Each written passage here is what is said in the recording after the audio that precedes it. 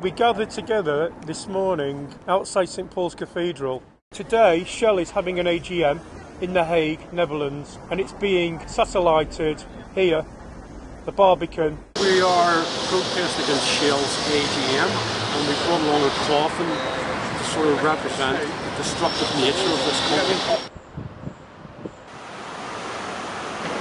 Excuse me, you can't go anywhere. Excuse me. Excuse me.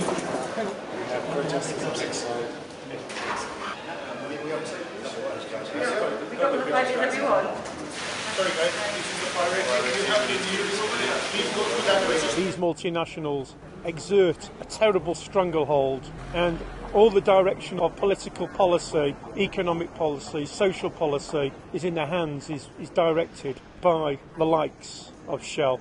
Taking you to the underworld. Most shareholders who are asking questions, whether from The Hague or from London, were actually very upset about what was happening environmentally, for their pension, what was happening in the Niger Delta, in the Arctic.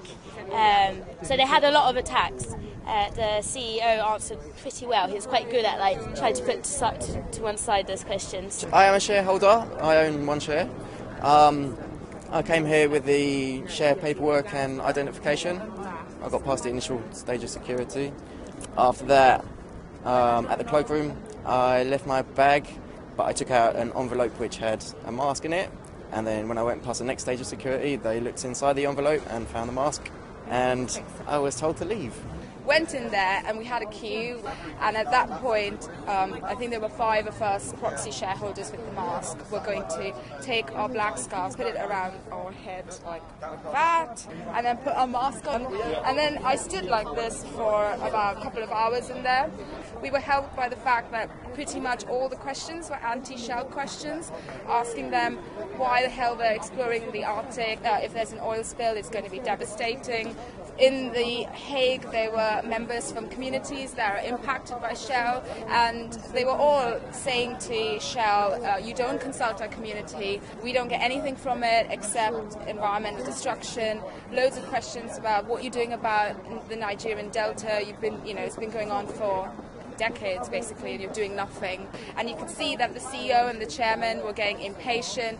Towards the end they were saying, oh, we don't know about that, we'll have to come back to you. With full security to actually drag us out, they would have had to pass through other people, and it would have made it look even more like they were trying to shut us up. I was on camera live to The Hague.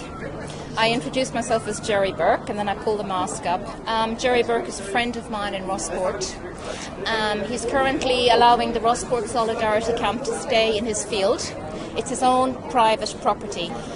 He's got a letter from the Mayo County Council, as we know, at the behest of Shell, to have all the campers evicted from the field. If he doesn't remove them from the field, he faces a possible 2 years in prison or a €12,000 fine. So when I stood up today at the Shell AGM, I represented Jerry Burke. So well done to everyone in Rossport. And one of the older people turned out and went like that. Every question up there was about protests in Nigeria. It was like 90% Niger Delta stuff, wasn't it? Every second I was given this thing on the television screen, every second. One pensioner got up in the end and she says 90% of this meeting is about protest, not profit. What are you doing, Shell? I thought that was wonderful from one of the shareholders. One of the shareholders at the end actually commented on the very heavy-handed security, and I was just leaving as he asked his question, so I'd be interested in what the other shareholders thought of all the security.